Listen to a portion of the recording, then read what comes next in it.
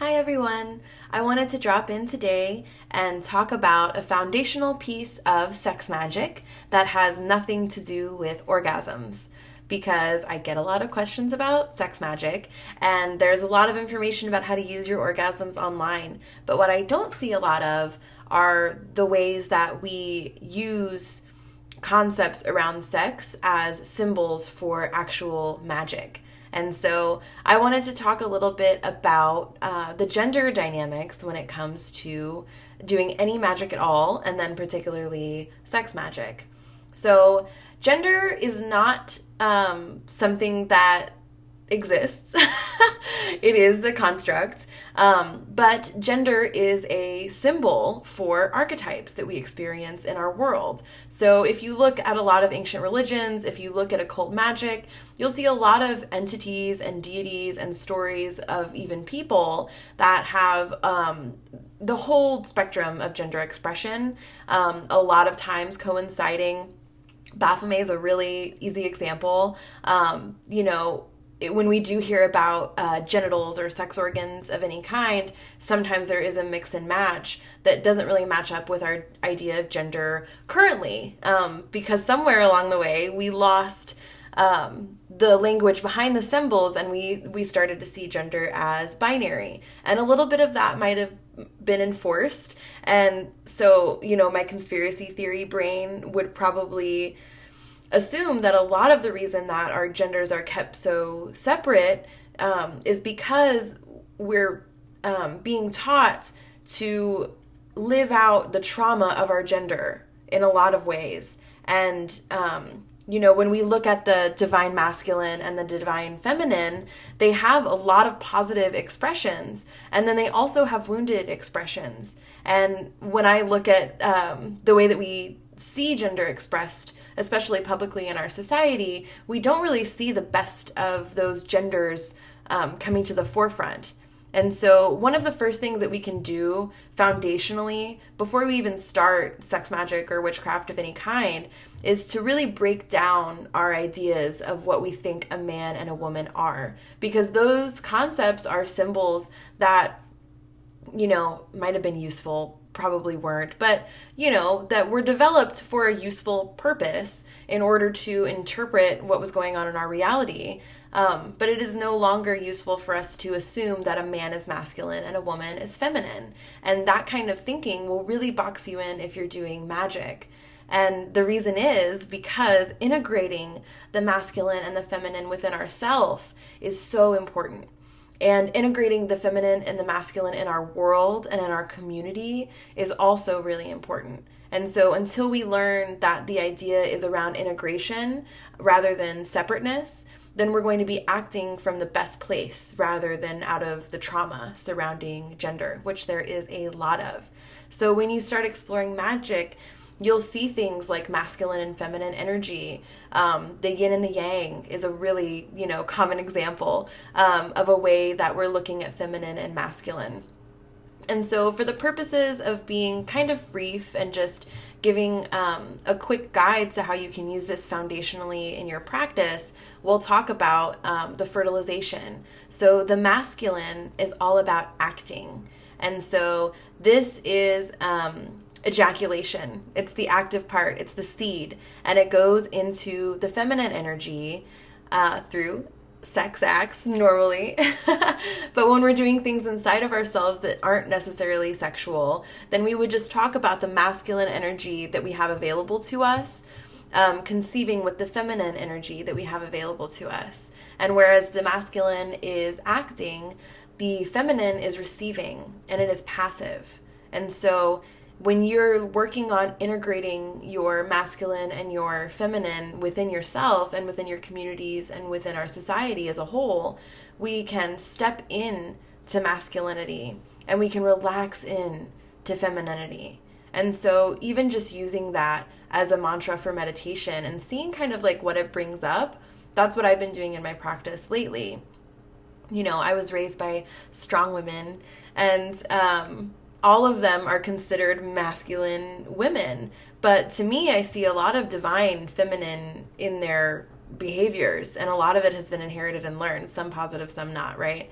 And so if we're thinking about what we believe to be a strong woman, we don't really have a lot of examples of that, up until very recently in our history, because of the direct oppression of feminine energy and direct oppression of feminine archetypes. Because when we look at a lot of ancient history, if we look at the astral realm, there's no gender, but there are archetypes. There are feminine and masculine archetypes, and there are ways that they blend, and there are ways that they express themselves. And so within witchcraft, we will make our fertile soil within ourselves, right? We want to make sure that our soil is fertile so that when we do act out our masculinity positively within ourselves, and we spread a little seed and we plant it in our soil, that it will grow. And then what we need to ask of our feminine selves is that we can be receptive to that, right? So the blocks that we might have on the masculine side where, the wounded masculine wants to oppress, right? Which is what we've seen. That's why a lot of our history has been censored, right? That's the only word for it. It's been censored by men. And so we want to move past that trauma so that we can remove the oppression part. And then when we come into our feminine, we want to be able to remove all of the blocks to receiving, right? And so some of those blocks are fear, especially because the feminine that we're experiencing, if you think about it as an energy field, is kind of fucked up, and anger is fine. Anger is fine. But what I want to stress is that both of those archetypes, masculine and feminine, although they do get angry, and there's a way that they do that, their greatest weapon is kindness and mercy.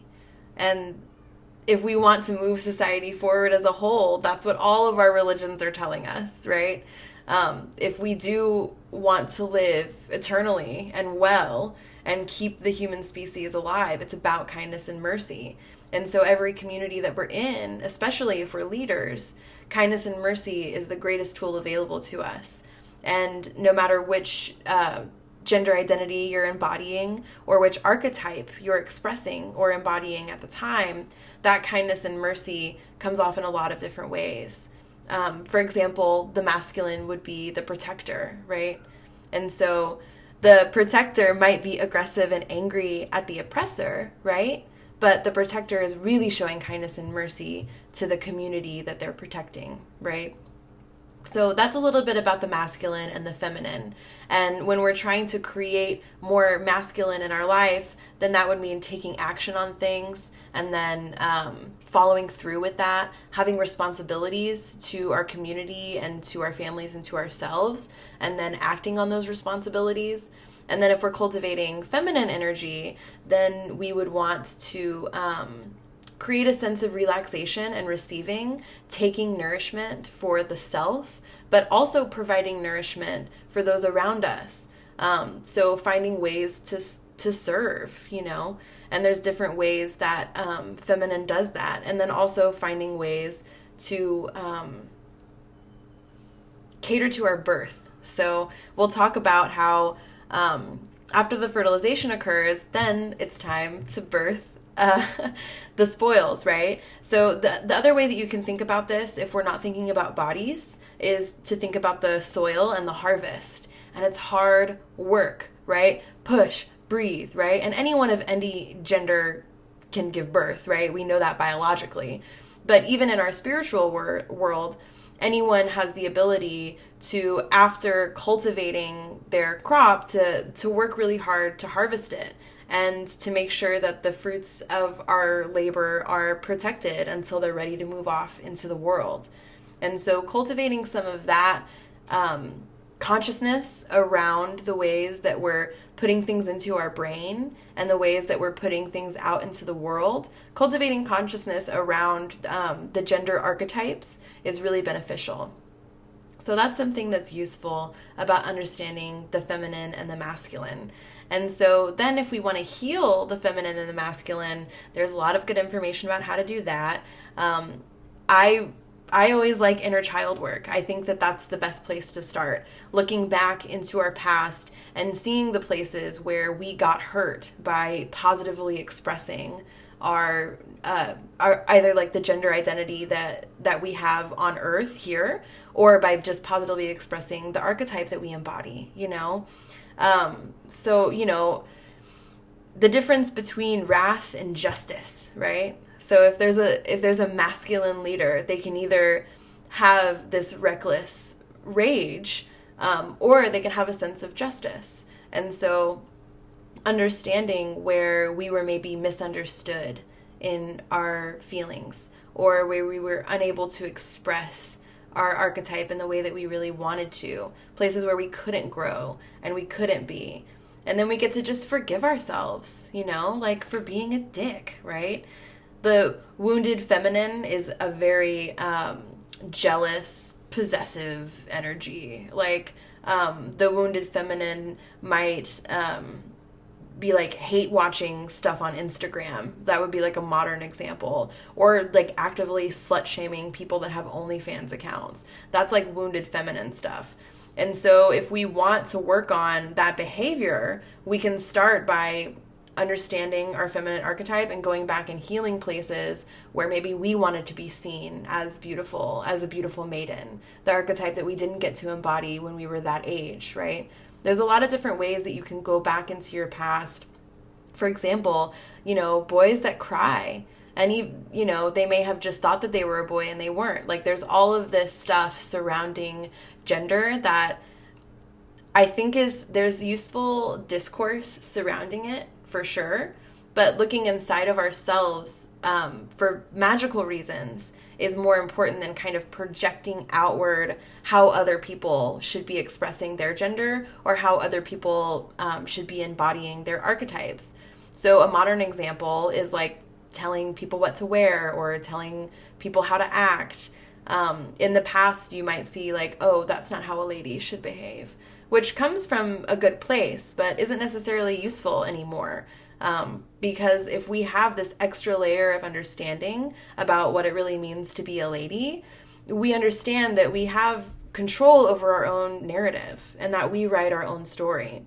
And so even as we journal about those things that we did from a negative place or that were done to us at a negative place when we were young about femininity and masculinity, we get to remind ourselves that now we're in a place where we can forgive ourselves and, the hard part, forgive the people that did it to us, no matter how bad it was, which sucks.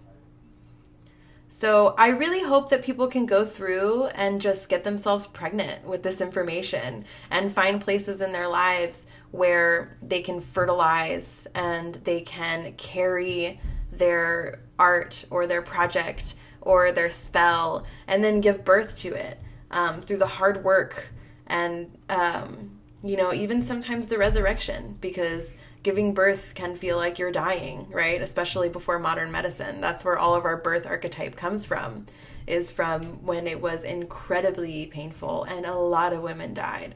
So understanding some of that is something that you can carry forth in your practice. And I hope that it makes sense.